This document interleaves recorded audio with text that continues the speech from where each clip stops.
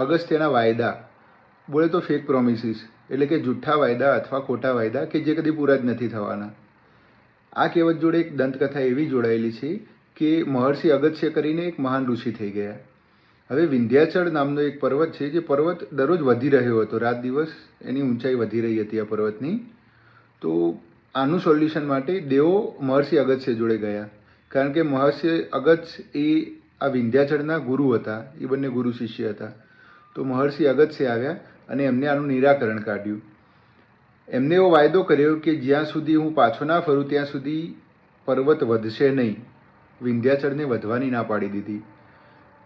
વિંધ્યાચળે એ સમયથી વધવાનું બંધ કરી દીધું. મહર્ષિ અગસ્ત્ય વળીને પાછા ત્યાં ગયા જ નથી, કારણ કે જો તે પાછા જાય તો પાછો વિંધ્યાચળ પર્વત વધવા માંડે.